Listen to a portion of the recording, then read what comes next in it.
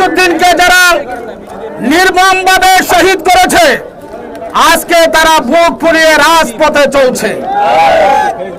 আজ বড় আফসোস, আমাদের দেশের আইন প্রশাসন আমাদের আসামিদেরকে বিভিন্নভাবে, যারা আসামি হয়েছে তাদেরকে বিভিন্নভাবে হয়রান পরেশান করছে এবং তাদেরকে গ্রেফতার করছে। কিন্তু আজকে যারা ভিডিও ফুটেছে রইসুদ্দিনকে হত্যা করেছে, তাদের একজন আসামিকেও ধরা হয় নাই। এত প্রমাণিত হয়ে গেল আহলে সুন্নাত ওয়াল জামাতের সাথে বর্তমান সরকার বৈষম্যতা প্রকাশ করছে। আমরা আজকে মনে করবেন না যে আমরা সংখ্যায় ছোট, না, সারা বাংলাদেশ, বৃহত্তম বাংলাদেশে অবশ্যই 14 আনা সুন্নি মুসলমান। আমাদের মাত্র সামান্য কিছু লোক আজকে রাজপথে আসছে। আমরা রাজপথে কাউকে কষ্ট দেওয়ার ব্যক্তি নই। আমাদের অতীত খোঁজেন, আমাদের আকাবেরকে যারা শহীদ করেছে অতীতে, আমরা কোনো বোমা ফাটাই নাই, সন্ত্রাসী করি নাই, ন্যায্য বিচার চেয়ে আমরা ন্যায্য বিচার পাই নাই। আজকে আমরা অবশ্যই এই রাজপথে নামতাম না। লক্ষ লক্ষ মানুষ কষ্ট পাচ্ছে সেটা আমরা বুঝি, কিন্তু আমাদেরকে যারা রাজপথে নামাইছেন, রাজপথেই অবশ্যই রইসুদ্দিন হত্যার বিচার হবেই হবে। গোটা আহলে সুন্নাত ওয়াল জামাত জেগেছে, বিভিন্ন দরবার শরীফ জেগেছে। আপনারা সোচ্চার থাকুন। আজকে যারা প্রশাসনের দায়িত্বে আছেন, আমি সবাই অনুরোধ করব, আপনারা অনতি বিলম্বে আমাদের ভাইদের মনের কথাগুলো আপনাদের ঊর্ধ্বতন কর্মকর্তাদেরকে জানান।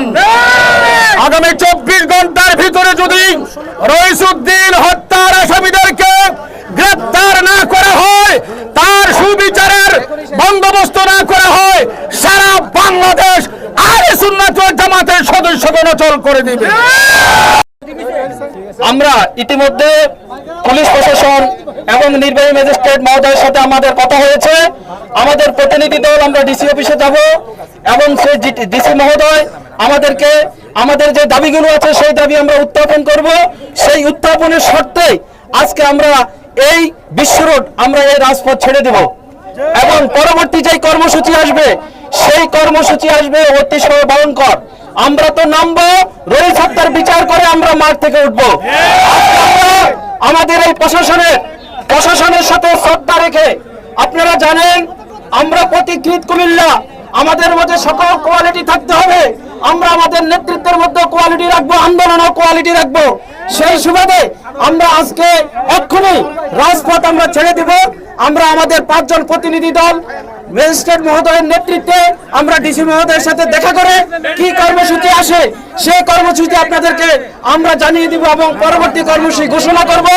এই মুহূর্তে আমাদের অবরোধ কর্মসূচি সমাপ্ত ঘোষণা করা হলো। সমাপ্তের আমরা আমাদের রইস হত্যার বিচারের জন্য আসছি। আসসালামু আলাইকুম ওয়া রাহমাতুল্লাহি ওয়া বারাকাতুহু। আমরা জানি এই দেশের পুলিশ প্রশাসন কখনো আমার ভাই রইসের বিচার করতে পারবে না, ঠিক না? আজকে এখানে যারা এসেছেন, ক্যান্টনমেন্ট থেকে শুরু করে ডিসি, এনএসআই, ডিএসপি, ওনারা আমাদের সাথে কথা বলেছেন। আমরা আজকে এখানে আলটিমেটাম দিব। এখানে আমরা 1 ভাগ আসছি, আরো কিন্তু 90 ভাগ হয়ে গেছে। আমরা আমাদের পক্ষ থেকে একজন প্রতিনিধি ক্যান্টনমেন্ট, ডিএসপি, এনএসআই জেলা প্রশাসকের কাছে যাবে, তাদেরকে আলটিমেটাম দিবে। যদি আপনাদের আলটিমেটাম তারা রাখতে না পারে, তখন আমরা তাদের কথা রাখবো না। সড়ক ব্যস্ততম নগরী, আমরা এই নগরীতে দাঁড়ানোর পক্ষে না। কিন্তু আমরা কেন এসেছি? আমার ভাই রইসের হত্যার বিচারের জন্য, ঠিক কিনা? আমার নেতৃত্ব মানতে হবে, কমান্ড মানতে হবে। আমরা চাচ্ছি, আমরা এই দেশের কোন প্রশাসনের উপরে আমরা নির্ভর করতে চাই না। আমরা আমাদের অধিকার দাবি আদায় করব, সেটা হবে আমাদের সিস্টেম অনুযায়ী। সিস্টেমের বাইরে গিয়ে আমরা কোনো কিছু করতে রাজি নাই। বড় ভাইয়ের আমার এখান থেকে কর্মসূচি ঘোষণা করবে। আমাদের প্রতিনিধি ক্যান্টনমেন্ট, ডিএসপি, এনএসআই প্রশাসকের কাছে যাবে, ডিসি অফিসে যাবে। যদি ওনারা আশ্বস্ত দিয়ে বিচার করতে না পারে তাহলে তখন ওনারা আমাদেরকে নেক্সট পরবর্তীতে বলতে পারবে না আপনারা মহাসড়ক ছেড়ে দেন, ঠিক না? আমরা ওনাদের কথা একটাবার সুযোগ দেব, যদি ওনারা ওনার কথা রাখতে না পারে তাহলে এই মহাসড়ক একটি সুন্নি জনতা ছাড়বে না। এখন বক্তব্য দিবে নেতৃবৃন্দ, সবাই মনোযোগ করে শুনবেন। আমরা কিন্তু আজকে দায়িত্বশীলরা উপস্থিত হয়েছে, ঠিক কিনা? এখানে কোনো আমজনতা উপস্থিত নাই, এখানে সব দায়িত্বশীল। আর যদি আমজনতা রাস্তায় নামে তাহলে তো এই বিশ্ব রোড জায়গা হবে না। বক্তব্য হবে, সিদ্ধান্ত হবে, ঘোষণা হবে। কেউ একটা শব্দ করবেন না, সবার শুনবেন। আমার ভাই রইস আমার পরিবার, রইস আমার ভাই, ঠিক কিনা? আমরা দেখেছি যে রইসকে একটি পানি পর্যন্ত তার বুক থেকে ফিরে নিয়ে গেছে। আমরা জানি এই দেশের পুলিশের পোশাকটা হলো পবিত্র পোশাক, কিন্তু এই পবিত্র পোশাক যারা অপবিত্র করে আমরা তাদেরকে এই জায়গায় দেখতে চাই না। আমরা এখান থেকে ঘোষণা করলাম, মোবাইল থানার যে ওসি সহ যারা জড়িত অতি বিলম্বে তাদেরকে প্রত্যাহার করে গ্রেফতার করতে হবে। রইসের খুনির ভিডিও আছে, সবকিছু স্পষ্ট, কারা জড়িত সবাই স্পষ্ট। এখন আমরা শুধু একটাই, আজকে প্রশাসন যারা আমাদের প্রতিনিধি যাবে, শুধু একটাই ঘোষণার পরে বিশ্ব রোড আর কোনোদিন কার কথা চলবে না। আসসালামু আলাইকুম, সবাই চুপ থাকেন, বক্তব্য শোনেন। সংগ্রামী সুন্নি ভাইয়েরা, আপনারা জানেন আজকে আমরা এই কুমিল্লা পদুয়ার বাজার বিশ্ব রোডে অবরোধ করার কারণ আপনারা সবাই অবগত আছেন যে আজ থেকে প্রায় এক সপ্তাহ তথা 27শে এপ্রিল আমার ভাই জনাব রইস উদ্দিন সাহেবকে মিথ্যা অপবাদ দিয়ে নির্মমভাবে তিনাকে হত্যা করা হয়েছে।